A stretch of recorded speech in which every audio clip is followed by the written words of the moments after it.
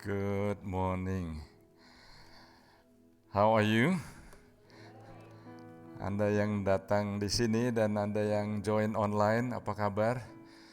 Saya percaya Tuhan mau bicara kepada kita hari ini lagi, amin. Dan Tuhan mau melengkapi kita, Tuhan memberikan kita satu tema yang sangat bagus. Expectation, saudara, expectation karena siapa yang bisa bayangkan saudara, tahun 2020 bukan tahun yang mudah, tapi kita lalui. Tuhan beserta kita, amin. Dan tahun 2021 masih ada tantangan. Saya percaya kita punya tema tahun ini, expectation adalah satu tema yang bukan hanya membangun tapi memberikan semangat dan juga mau melengkapi kita. Tuhan mau melengkapi kita.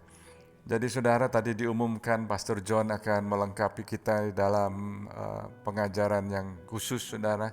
Untuk Anda bisa memimpin, Anda bisa maju, semua saudara diundang. Saya mau Anda bisa daftar. Ini satu equipping session yang sangat-sangat baik saudara. Karena Pastor John ini orang yang Tuhan pakai untuk melengkapi banyak yang profesional. Dan dia adalah, saya senang sekali saudara, dulu dia adalah salah satu roommate saya saudara.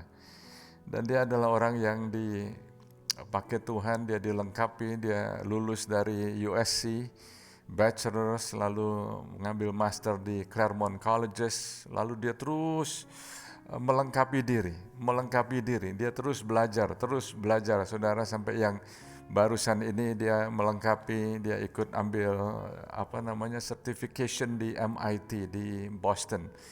Jadi saudara, saya percaya Tuhan melengkapi orang-orang kita untuk bisa melengkapi saudara. Amin saudara. Jadi jangan sia-siakan kesempatan ini, daftarkan. Dan saudara, tadi saya katakan expectation. Banyak orang yang quit itu bukan karena capek, tapi karena putus asa.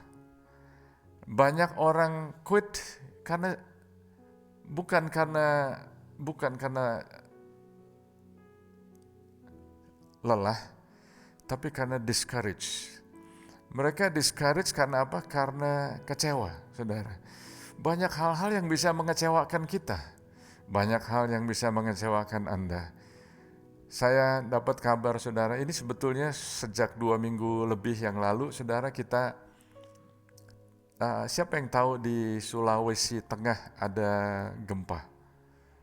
Ya, ada banyak rumah yang ambruk. Dan kita ada tim yayasan kita melayani ke sana, mengirimkan barang, bantuan macam-macam saudara. Itu belum selesai saudara, terjadi banjir di Kalimantan Selatan. Tim kita kirim lagi orang ke sana, jadi ada yang di Sulawesi Tengah, ada yang di Kalimantan Selatan. Barusan ini saya dapat teks, tolong doakan karena pada saat sekarang ini ya, pada saat tim kita masih membantu di sana, ada gempa lagi di sana. So, saya mau saat ini kita berdoa. Kita satu hati, kita berdoa. Anda yang join online, kita berdoa bersama-sama ya. Tuhan Yesus, kami mengucap syukur Tuhan karena di tengah-tengah masa yang sukar ini kami punya Engkau. Kami punya harapan. Kami mendapat kekuatan. Baik secara apa yang terjadi di Amerika maupun di negara-negara lain dan khususnya di Indonesia juga ya Tuhan, di mana ada terjadi gempa dan di Kalimantan Selatan ada banjir. Oh Tuhan, Engkau kuatkan, Engkau ingatkan kami bahwa pengharapan kami adalah Engkau. Juga untuk kami yang ada di sini, kami yang hadir di sini maupun kami yang join online. Saya nggak tahu apa yang Anda alami, tapi saya berdoa supaya Tuhan menguatkan Anda, supaya Anda nggak quit, supaya Anda nggak menyerah, tapi supaya Anda terus press on. Saudara terus press on. Oh, katakan press on. Anda maju terus, saudara. apapun yang Anda alami, baik secara pribadi maupun keluarga maupun apapun, saudara, Tuhan memberikan kekuatan karena pengharapan kita adalah pada Tuhan Yesus. Tuhan adalah pengharapan kita. Oh, nggak ada sesuatu apapun yang bisa mengecewakan, yang bisa memisahkan kita dari kasih Tuhan. Oh, terima kasih Tuhan. Di dalam nama Tuhan Yesus kami berdoa. Amin, amin, amin. Puji Tuhan. Saudara, hari ini saya akan menyampaikan firman Tuhan yang judulnya Building Your Expectation, membangun pengharapan Anda. Pengharapan kita ini perlu dibangun. Jadi pengharapan itu bukan hanya sekedar sesuatu yang emosional sifatnya, tapi kita perlu melakukan bagian kita juga. Kita bukannya menjadi orang yang pasif, tapi ada bagian yang perlu kita lakukan supaya kita dibangun, kita membangun diri kita.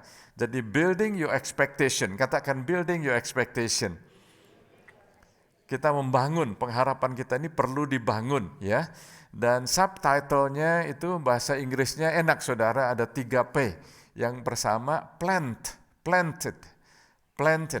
tanam ya, tanam atau tabur ya, tanam.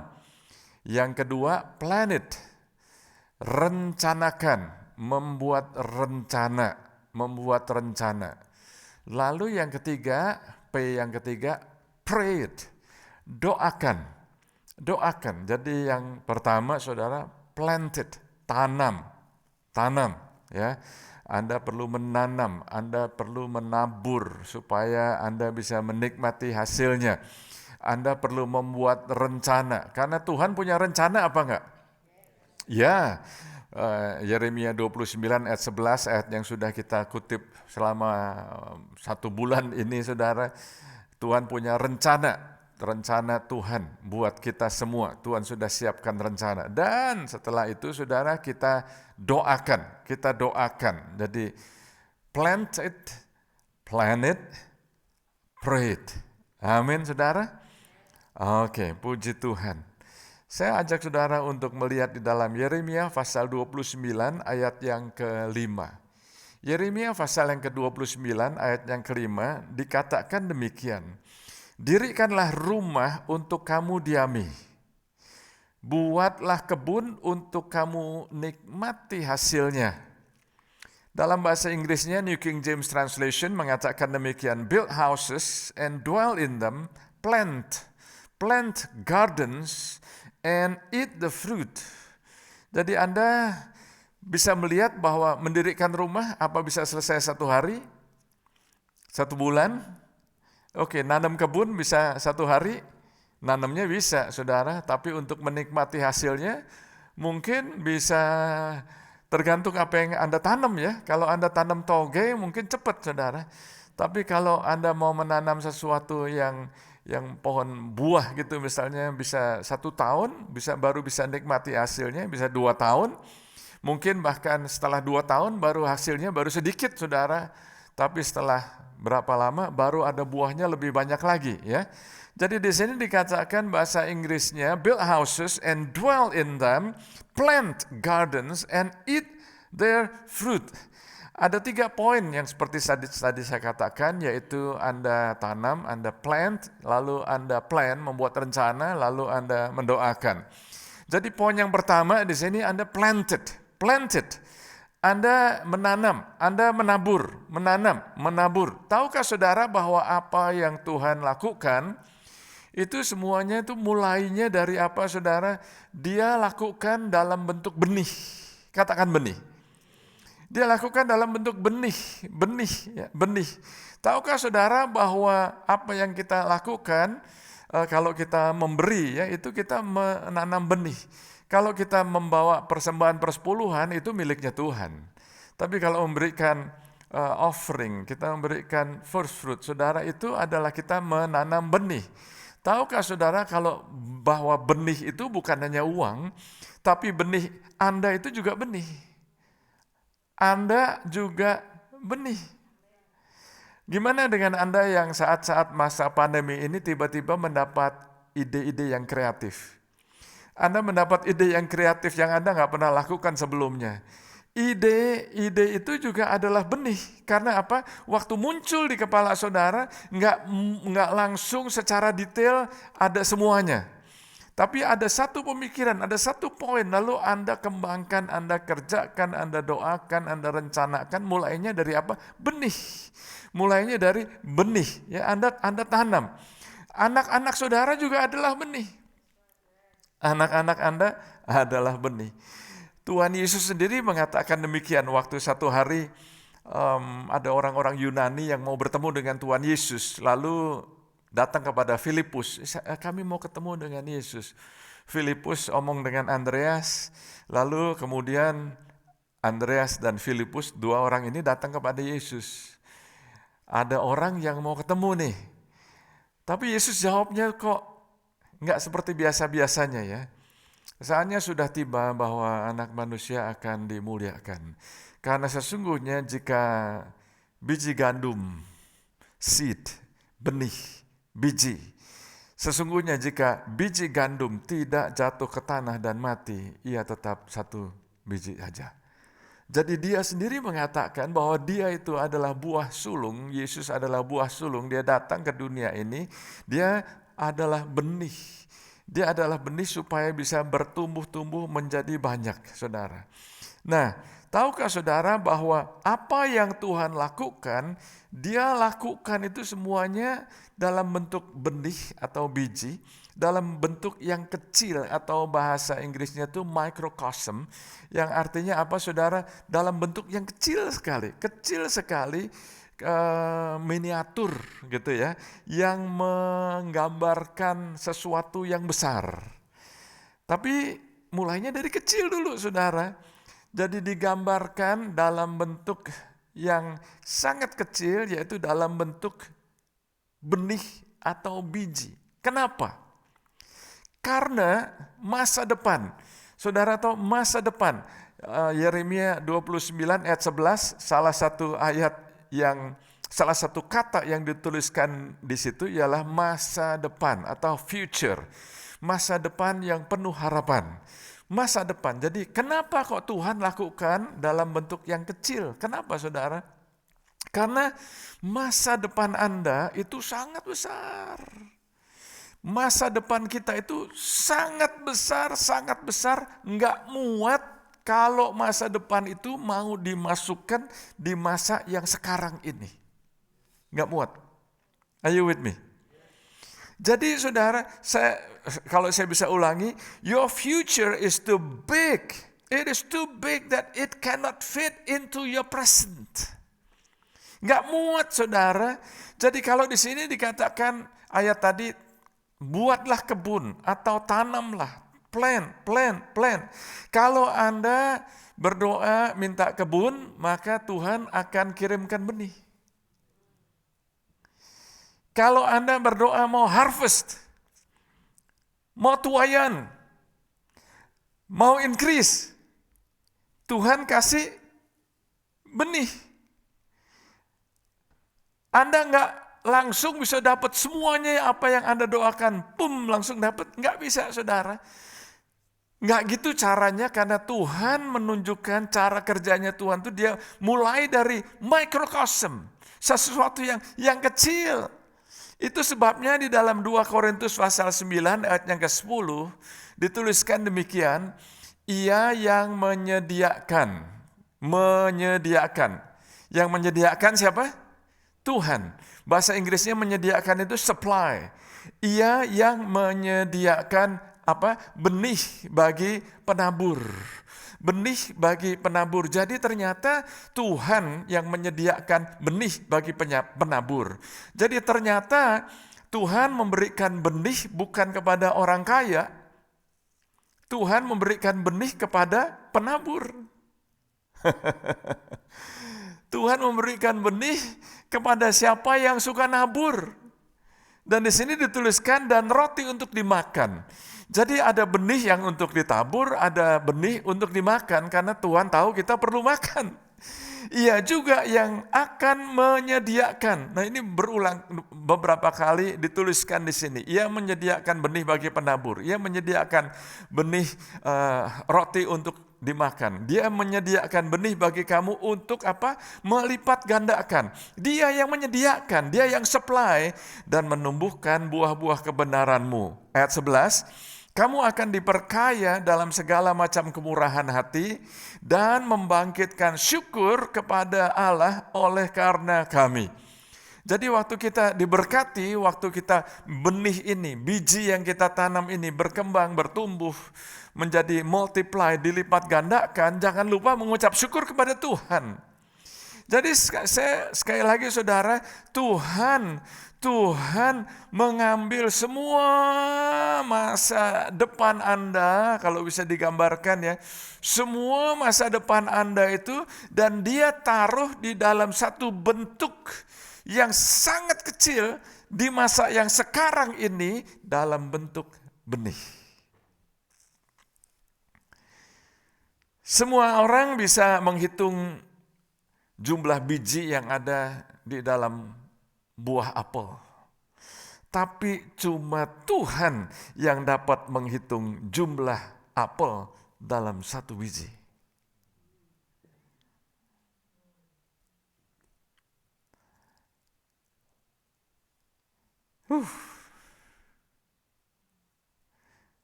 Ulangin ya.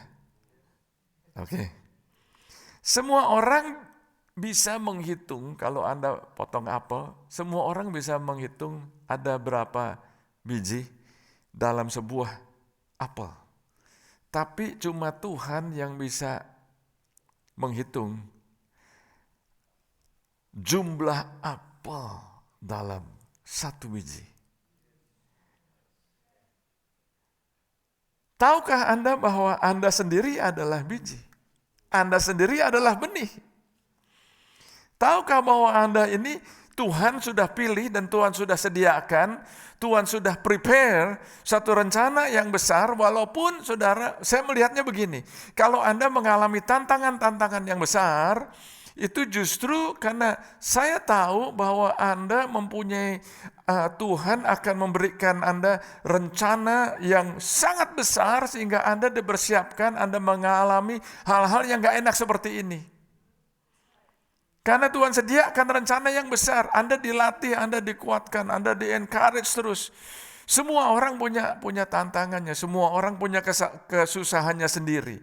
Anda nggak bisa bilang, saya nggak bisa bilang kesusahan saya lebih besar dari kesusahan Anda. Karena Tuhan tidak pernah memberikan pencobaan yang melebihi kekuatan kita.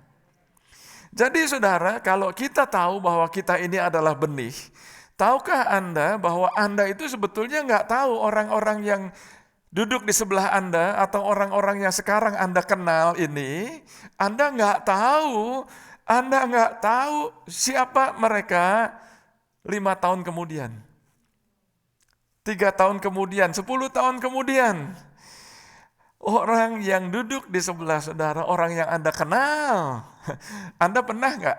Pastilah pernah. Anda mungkin ketemu dengan teman-teman lama, mungkin teman high school. Oh sekarang dia ini begitu, wow jadi berhasil, begini.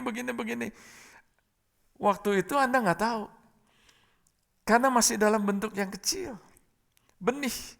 Jadi benih itu bisa menjadi benih yang baik atau benih yang nggak baik.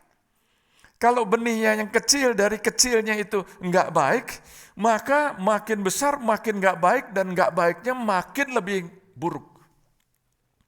Tapi kalau benihnya itu baik, maka makin lama makin baik dan menjadi buah yang sangat baik. Benih yang Tuhan tanam di dalam diri Anda, dalam diri kita adalah benih yang baik. Dan firman Tuhan mengatakan di dalam Galatia bahwa kita yang di dalam Kristus, kita adalah keturunan Abraham. Kita adalah keturunan Abraham. Dalam bahasa Inggrisnya itu, you are the seed, keturunan Abraham. Benih daripada Abraham dan berhak menerima janji-janji Kristus.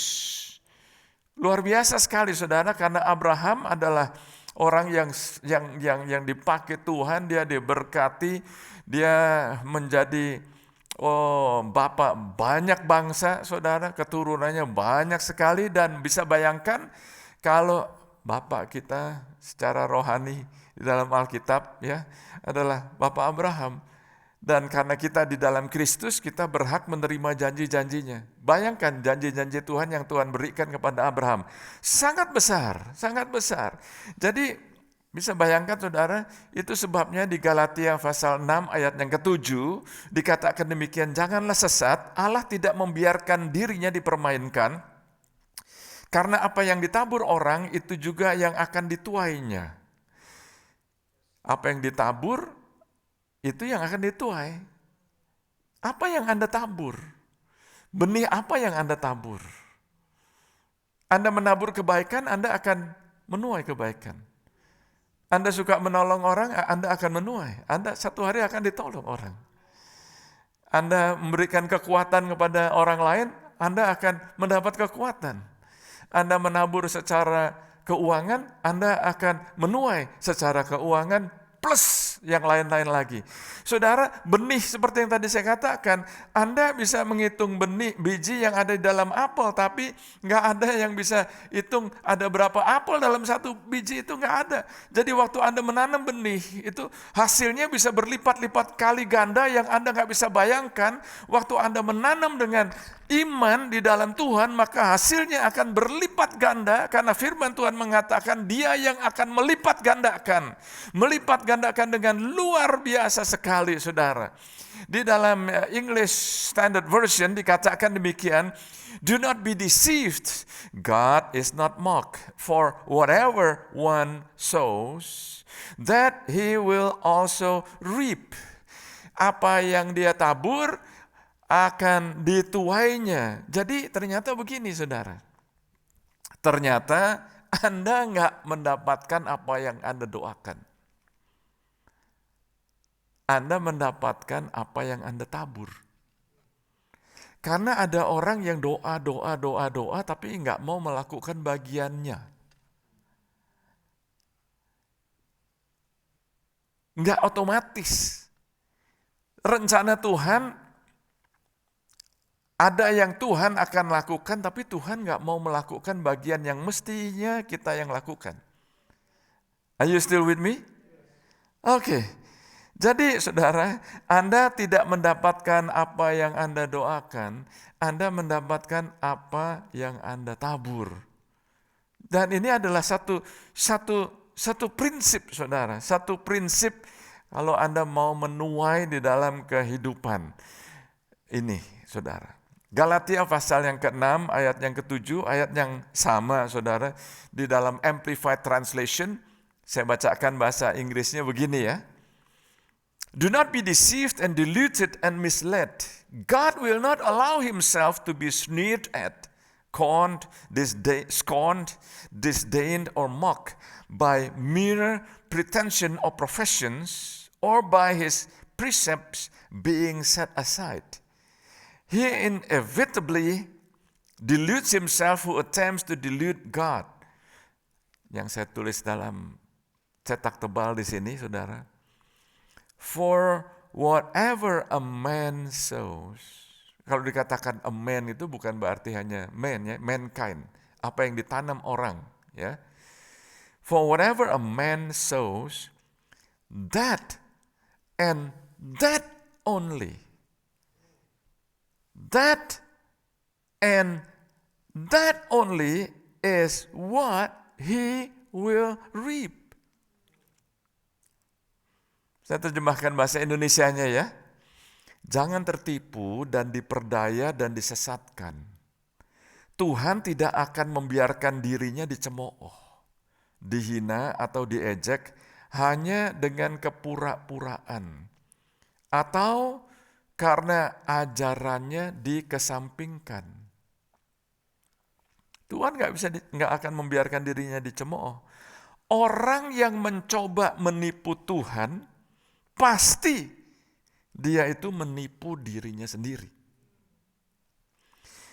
Untuk apapun yang ditabur manusia, itu dan hanya itulah yang akan dia tuai. Oh, jadi Anda hanya akan menuai apa yang Anda telah tabur, bukan apa yang Anda ingin tabur. Ulangi ya. Anda hanya akan menuai apa yang Anda telah tabur, bukan apa yang Anda ingin tabur. Karena ada orang yang ingin, nanti kalau saya jadi milioner, pernah dengar itu? Saya akan sumbang ini, sumbang itu, saya akan tolong ini, tolong itu. Ingin menabur, belum menabur. Jadi Anda hanya akan menuai apa yang Anda tabur. Kalau cuman ingin aja ada orang yang, waduh, ada orang ditanya, ini kamu kalau dapat uang banyak, tiba-tiba ini Tuhan berkati dengan jutaan dolar, bagaimana? Apa yang akan kamu lakukan? Oh, saya akan beli rumah. Oh, mobil saya perlu ganti. Saya akan beli apa lagi? Semuanya beli. Bagaimana kalau tolong si Anu? Bagaimana kalau tolong saudara kamu? Oh, itu nanti. Saudara, belum juga, ini baru menghayal udah pelit.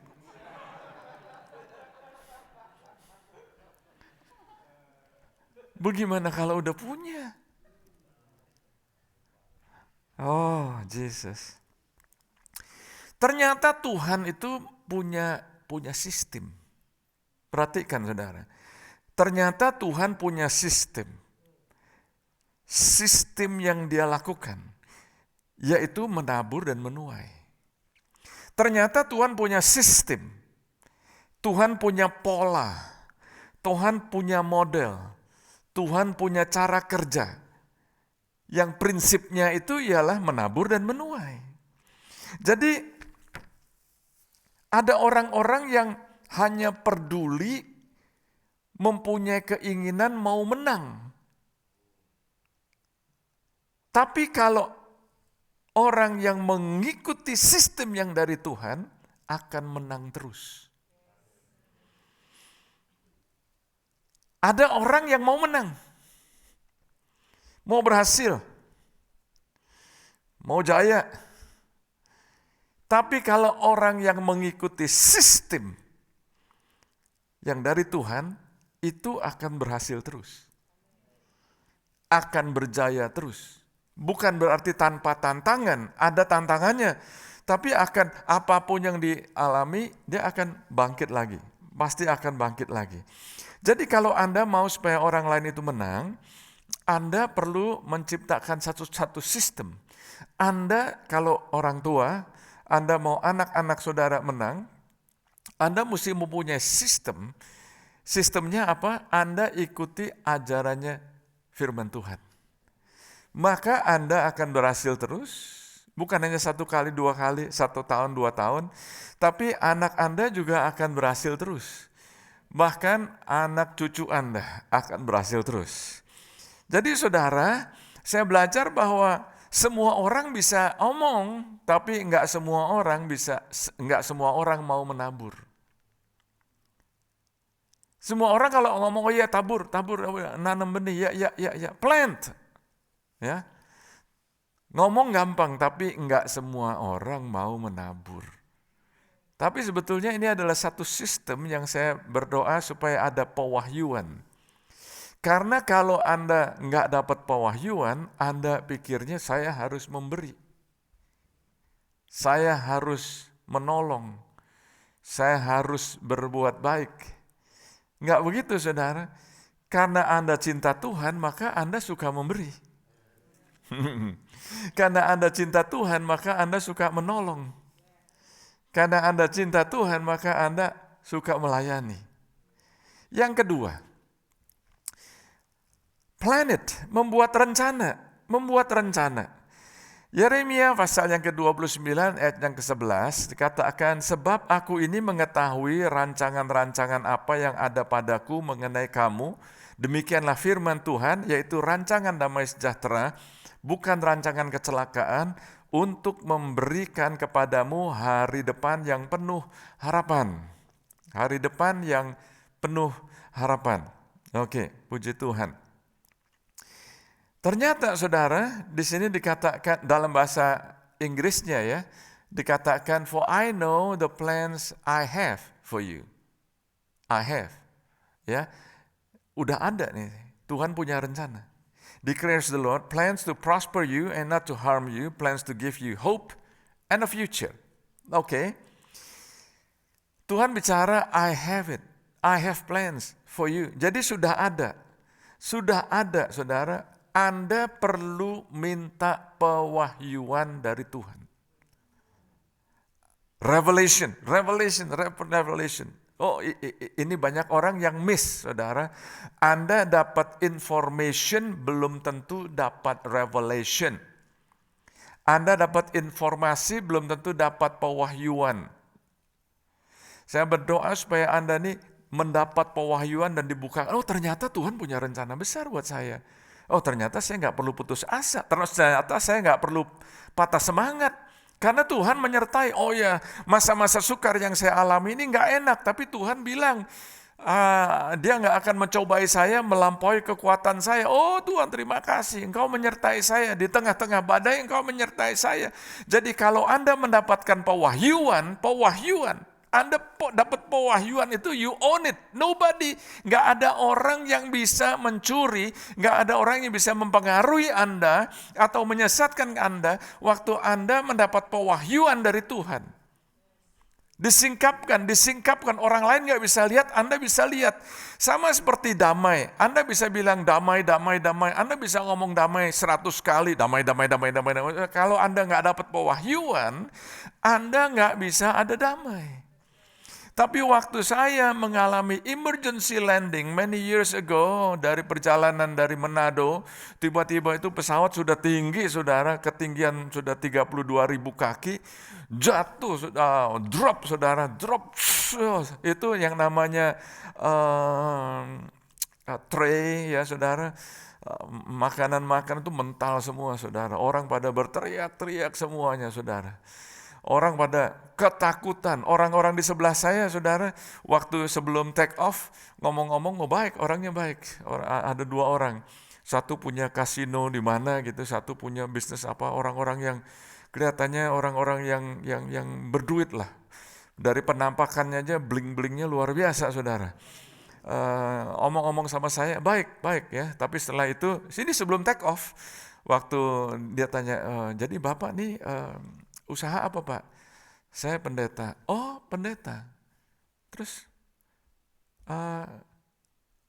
berbalik saudara, kayaknya nggak mau ngomong lagi, nggak mau ngomong sama pendeta. Bener saudara. Ya udah saya biasa-biasa aja. Tapi waktu ketinggian 32.000 kaki itu pesawat drop, dan ternyata itu kalau pilotnya nggak lakukan satu manuver yang bagaimana itu saya kurang ingat, itu pesawatnya bisa meledak, saudara. Jadi kita ada emergency landing. Saudara pernah emergency landing? Emergency landing kalau tidak pernah mengalami ya, itu biasanya stewardess diabaikan. Apalagi kalau Anda sudah makin sering travel ya, in case of emergency landing ini akan keluar oxygen mask, itu Anda perhatikan apa enggak? Nggak perhatiin, udah tahu saudara, nggak pernah diperhatiin. Stewardess paling kasihan saudara, udah diperagakan ini dan itu, nggak diperhatikan. Tapi pada saat itu yang namanya waktu oksigen mask itu terbuka, bunyinya keras sekali saudara, berbarengan sekaligus, saudara. Nah herannya pada saat itu waktu emergency landing itu pas sudah berhenti ya, lalu penumpang dipersilahkan turun satu persatu, saudara, itu banyak orang yang nggak bisa berdiri, lemes, ya. Jadi saya waktu turun, urusannya lama itu, saudara, mesti ke sini, mesti ke sana, mesti daftar lagi, belum lagi ada mobil kayak ambulans gitu nolong orang-orang yang nggak bisa berdiri. Ada yang pingsan juga, saudara. Tapi ada 2 orang yang ngikutin saya.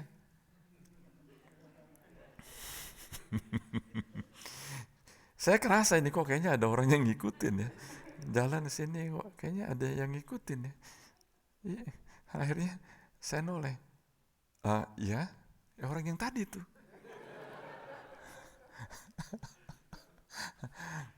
Eh, Mereka tanya, Bapak mau melanjutkan perjalanan ke Jakarta? Oh ya, saya ada appointment di Jakarta, saya mesti berangkat sekarang. Kenapa? Em, enggak Pak, kalau Bapak melanjutkan perjalanan kami juga ikut juga.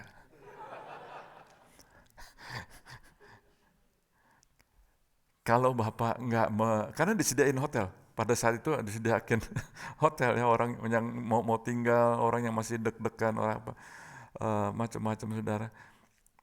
Dia bilang, waktu terjadi itu ya, kami melihat Bapak kok tenang ya. Nah itu loh maksud saya. Anda bisa bilang tenang, tenang, tenang. Belum tentu tenang. Tapi waktu Anda dapat pewahyuan, Anda ngalamin. Dan pada saat ada badai, badainya nggak permisi. Jebret langsung terjadi saudara. Karena ada pewahyuan, tenang Anda. Udah nunggu berapa jam akhirnya dikirim pesawat lalu kita terbang waktu sebelum take off. Ini kapalnya lain ya, stewardessnya juga lain, lalu ada peragaan. Pakai seat belt, itu semua penumpang ngeliatin. Pakai seat belt aja loh. Kenakan masker. Ya. Orang liatin. Kadang-kadang pastor seperti itu. Pastor bicara, jemaat nggak perhatiin. Ngeteks. Nggak tahu kan, nggak bisa bedain ngeteks apa tulis. Catet ini. Apa kirim emoji. Begitu ada emergency, pastor ngomong apa tadi? Coba khotbahnya apa di minggu lalu ya, didengerin lagi. Dengerin lagi. Kita kadang-kadang seperti itu. Benar apa betul? I have for you. Dan di sini dikatakan hope, pengharapan. Tadi saya katakan orang itu quit bukan karena tired, bukan karena capek, tapi karena discouraged. Apakah Anda discouraged? Orang discouraged itu karena kecewa. Masa depan, oke, masa depan atau future ya. Sekarang ini ada banyak orang yang depres. Orang depres itu karena mereka nggak bisa melihat masa depan yang lebih baik. Saya mau berdoa supaya Anda bisa melihat masa depan Anda tuh lebih baik daripada yang sekarang. Banyak orang yang mengalami kebutaan rohani. Jadi saudara, sekarang apa yang Anda sedang lakukan sekarang ini untuk membuat rencana, ya? Apakah Anda memberi diri Anda untuk mencapai tujuan? Anda memberikan diri Anda nih ya, hidup Anda, waktu Anda untuk mencapai tujuan. Apakah Anda mempunyai komitmen untuk misi hidup Anda? Komitmen ini adalah satu kata yang langka di generasi sekarang ini. Karena komitmen itu membuat Anda itu mengatur semua prioritas Anda. Ya. Apakah Anda sedang bertumbuh? Bertumbuh maksudnya Anda increase apa enggak? Maju apa enggak? Tanya kepada diri sendiri. Apakah Anda belajar? Anda belajar apa enggak? Saya belajar terus. Salah satu mentor saya, almarhum Dr. C. Peter Wagner, dia mengatakan, education is not a diploma hanging on your wall.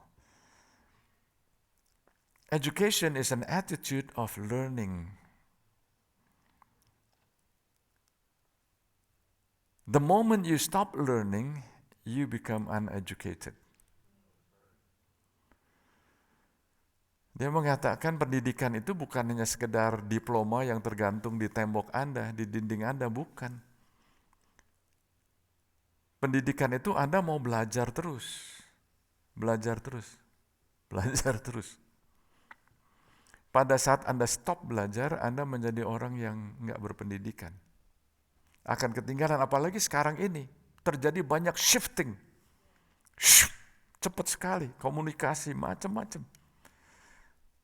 Teknologi macam-macam. Puji Tuhan.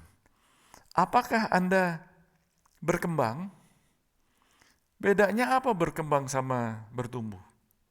Berkembang itu develop. Anda membangun untuk maju.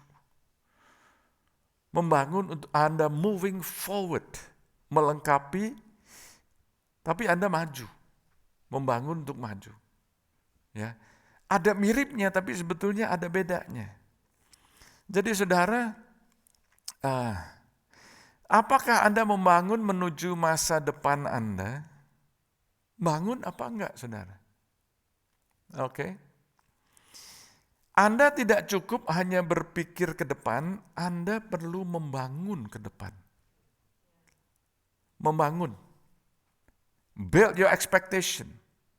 Build your expectation. Yang pertama, planted. Tanam, ya, tabur. Yang kedua apa, saudara? Planet. Planet. Planet. Lalu yang ketiga, saudara. Yang ketiga ini pray. Doakan. Doakan. Doakan. Yeremia 29 ayat 12 dan 13 mengatakan demikian. Dan apabila kamu berseru datang untuk berdoa kepadaku, maka aku akan mendengarkan kamu. Apabila kamu mencari aku, kamu akan menemukan aku. Apabila kamu menanyakan aku dengan segenap hati. Jadi sini katakan, saya nggak perlu bacakan bahasa Inggrisnya lah. Tapi ini adalah lanjutan dari ayat 11. Jadi kita nggak bisa parkir lalu hanya klaim ayat 11. Tuhan mau kita ini berseru kepada Dia. Berdoa kepadaku. Bukan kepada cari feng shui, horoskop. Are you with me? Enggak begitu, saudara. Tapi berdoa kepada Tuhan. Berdoa kepada Tuhan. Mencari aku. Mencari dengan segenap hati. Jadi ternyata segenap hati itu perlu komitmen. Enggak mingguan. Kalau Anda mau mahir, kalau Anda mau skillful, itu Anda nggak bisa mingguan, seminggu sekali, harian. Anda perlu berjam-jam. Mungkin Anda nggak tahu, untuk saya menyampaikan firman yang cuma 45 menit, persiapannya bisa 2-3 hari. Anda dengarnya cuma 45 menit. Saya persiapkan, belajarin lagi, diringkas lagi, dilihat lagi, ditinjau lagi, contohnya lagi, ini dan itu, berdoa lagi. Tadi pagi saya berdoa, saya dibangunkan jam 3:30, saya berdoa supaya Anda mengalami impartasi. Jadi di sini dikatakan, saudara, Tuhan bicara, kalau kamu mencari dan menanyakan aku dengan segenap hati. Nggak bisa sambil lalu. Dengan segenap hati. Nggak bisa main-main. Segenap hati. Ya. Buku terakhir di dalam Alkitab, buku Wahyu, Dituliskan demikian, siapa bertelinga hendaklah ia mendengarkan apa yang dikatakan Roh kepada jemaat-jemaat. Barang siapa menang. Oke, saya lanjutkan bacakan bahasa Inggrisnya ya. Bahasa Inggrisnya begini saudara, he who has an ear, katakan an ear. An ear. Satu atau dua? An ear, satu atau dua telinga? Satu. Ears, dua. Saya percaya Tuhan tahu kita punya dua telinga. Ya. Tapi dia di sini ayat ini bicara telinga itu an ear. Karena dia berbicara kepada telinga yang ada di pusat hati kita. Heart. Kalau Anda lihat heart, itu yang tengahnya itu apa saudara? Oh, jadi saudara Tuhan bicara, kita minta Tuhan bicara kepada, kita doa sebentar, kita doa. Ikuti doa saya, Tuhan Yesus. Oh, bicara kepada saya. Buka telinga rohani saya. Jangan hanya bicara kepada emosi saya, tapi kepada hati saya. Aku ingin mendengar suaramu. Dalam nama Yesus. Amin. Saudara, Tuhan bicara. Tapi Tuhan bicara itu bukan untuk menyenangkan telinga yang gatel. Karena ada orang-orang yang mendengarkan firman, hanya yang lucu aja yang diingat. Orang ada yang mendengarkan firman, apa yang cocok buat dia dengar. Yang dia nggak suka, dia nggak mau dengar. Tahukah saudara, Anda kalau baca Alkitab, siapa yang baca Alkitab di garis bawahi? Atau diwarnai, atau di highlighter. Tahukah firman Tuhan itu semuanya yang Anda sudah garis bawahi maupun yang Anda belum garis bawahi. Yang Anda suka maupun Anda yang gak suka. Oh, Jesus, maupun apa yang Anda gak suka maksud saya ya.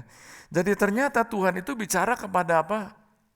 Kepada hati yang lapar. Hati yang lapar. Itu sebabnya ini nyambung terus saudara. Tuhan Yesus berkata, berbahagialah mereka yang lapar dan haus akan kebenaran. Karena ia akan dipuaskan. Hati yang lapar, hati yang lapar.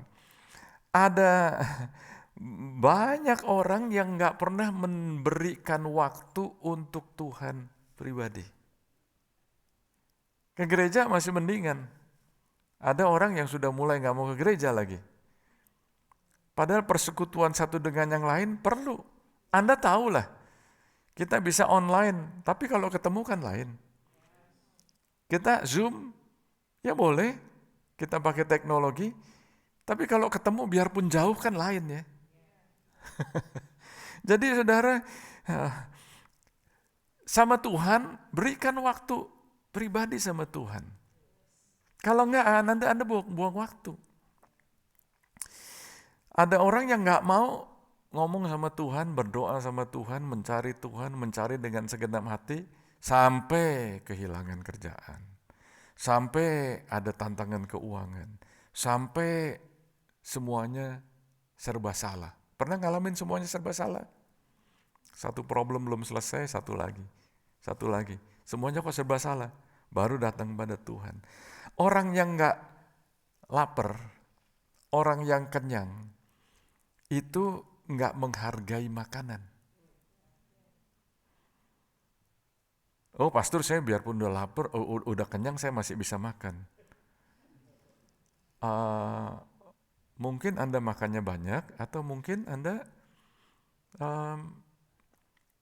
rakus. Tapi kalau Anda sudah benar-benar kenyang, itu dikasih makanan yang enak pun rasanya nggak ada rasanya lagi. Biarpun Anda makannya banyak.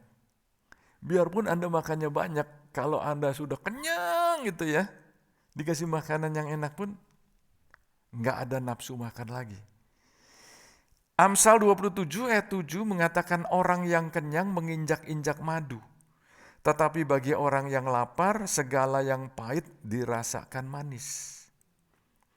Ada orang-orang yang nggak punya appetite untuk hal-hal yang berhubungan dengan Tuhan. Nggak ada appetite, nggak ada nafsu, nggak ada keinginan, nggak ada desire. Nggak ada. Karena apa?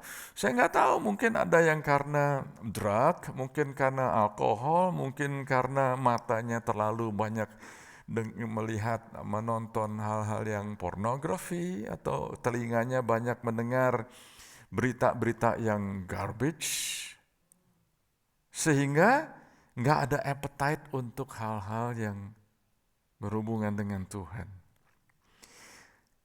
Tapi kepada hati yang betul-betul lapar, maka orang itu akan berseru, Tuhan, speak to me. Saya berdoa supaya Anda betul-betul saat ini bisa mendapat satu hati yang baru, lapar. Biasanya orang yang kenyang, keuangannya udah oke, anaknya sudah mentas, perusahaannya jalan sendiri, vacation 1 bulan, 2 bulan gak apa-apa, yang penting udah ada orang jalan sendiri semuanya. Semuanya sehat, mortgage bisa bayar, sewa apartemen no problem, sudah kenyang. Semuanya berhasil, sudah pensiun, itu gak ada lagi kehausan untuk Tuhan. Tapi saya melihat juga ada orang-orang yang sudah berhasil, orang-orang yang sudah bahkan sudah tua, sudah suntuk usia, tapi tetap berapi-api sama Tuhan. Ada juga, saudara. Yang mana Anda? Anda itu yang mana? Sebagai penutup yang bicara mengenai doa, saya akan tayangkan kepada Anda ini, gambar ini. Raja Wali lawan ular. Siapa yang menang? Siapa yang bilang Raja Wali? Siapa yang bilang ular? Saya pernah lihat di YouTube. Raja Wali menang, ya. Saya pernah lihat juga di YouTube. Ularnya menang, digigit, mati. Raja Walinya mati, saudara. Jadi yang mana yang menang? Tergantung. Jawabannya itu tergantung, saudara. Bicara mengenai doa, saya melihat bahwa ada kalanya kita itu mengalami peperangan rohani. Demonic attack. Diserang oleh kuasa kegelapan. Benar-benar, this is very real. Saudara, saya melihat saudara, waktu Anda diserang oleh sesuatu yang sifatnya demonik, ada satu hal yang Anda perlu belajar dan Anda perlu ingat. Satu aja. Ini saya lagi membahas mengenai pray it, doakan ya. Anda perlu belajar untuk merubah atmosfer. Atmosfernya perlu dirubah. Medan pertempurannya perlu dirubah. Saya melihat di sini, gambar ini, saya nggak tahu siapa yang menang. Tapi kalau saya tayangkan gambar ini, kira-kira siapa yang menang? Raja Wali yang menang. Kenapa Raja Wali menang? Karena ular itu punya dominasi di tanah. Raja Wali punya dominasi di langit, di udara, atau bahasa Inggrisnya in heaven. Kadang heaven itu diterjemahkan sebagai langit. Jadi saudara, kalau Anda mau mengalami tantangan yang sangat berat, rubah medan perang saudara. Rubah keadaan Anda, rubah circumstances Anda, rubah arena Anda, rubah realem Anda, rubah cara Anda berperang. Waktu Ular ini ditangkap sama Raja Wali dan dibawa ke atas. Ular itu bingung, nggak bisa berpijak lagi, nggak ada pegangannya lagi, nggak ada powernya lagi, nggak ada kekuatannya lagi, apalagi kepalanya udah dipegang begitu. Dan di udara lagi, saudara, nggak bisa ngapa-ngapain, saudara. Anda bisa lihat di sini. Jadi ternyata Raja Wali ini menang karena dia merubah atmosfernya.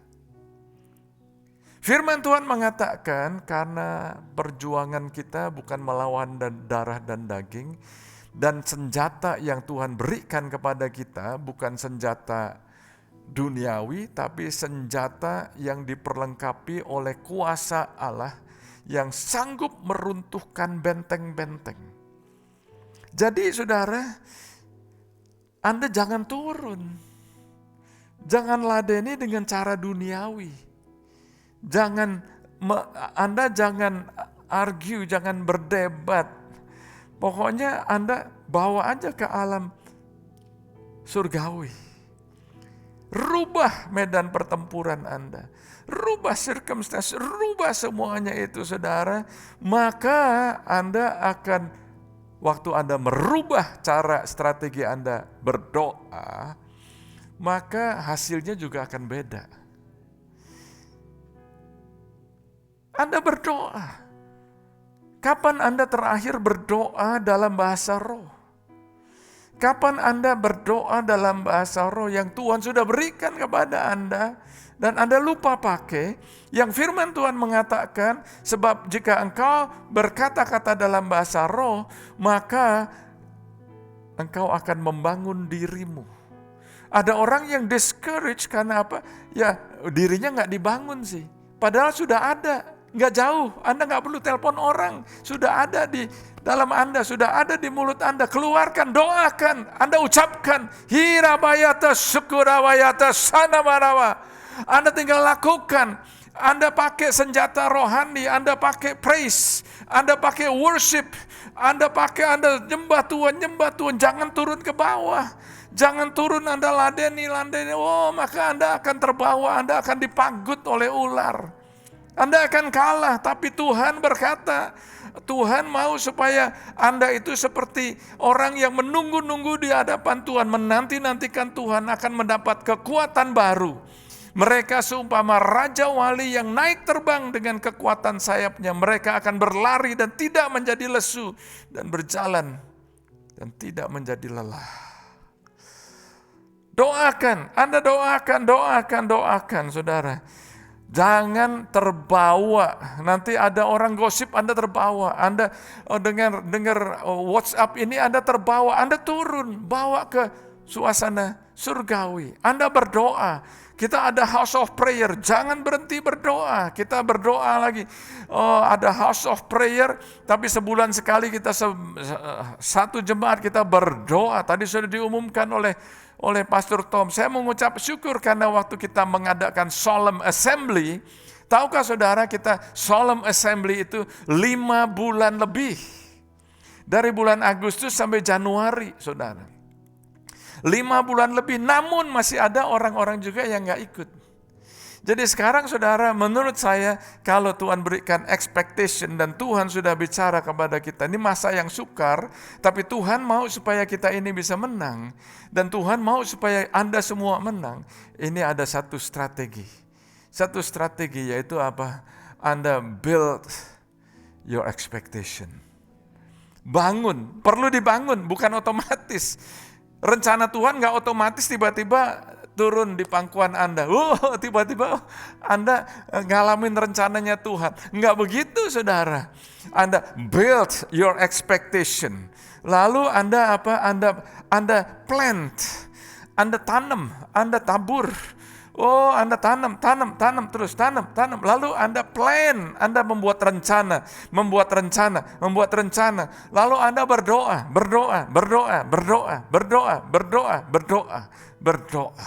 Kita bangkit berdiri.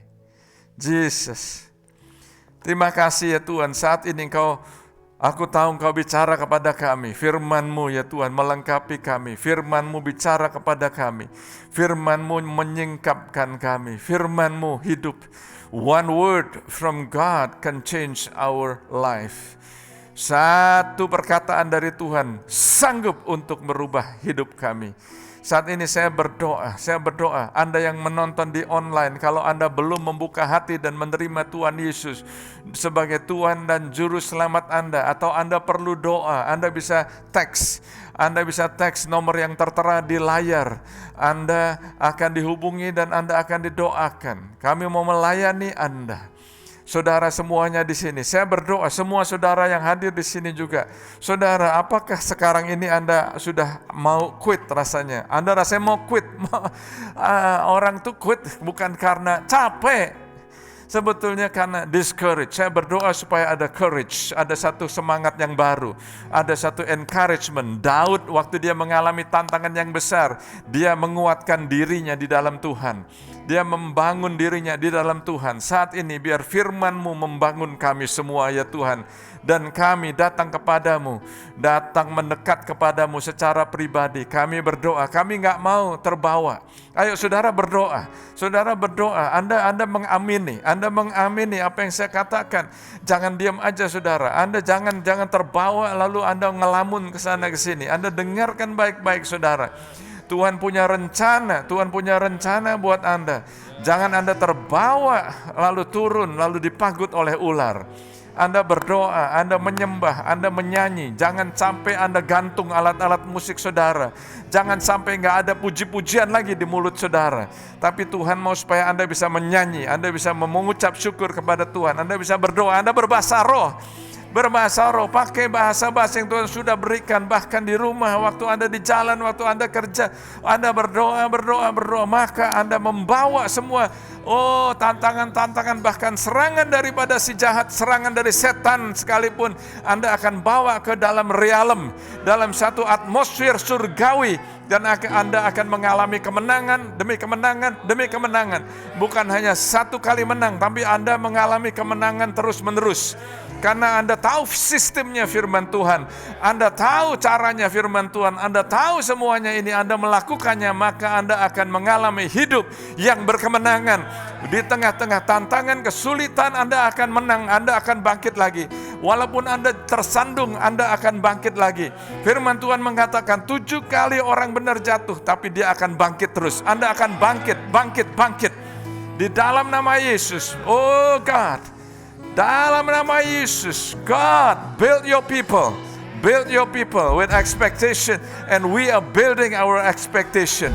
Di dalam nama Yesus, haleluya, amin, yeah.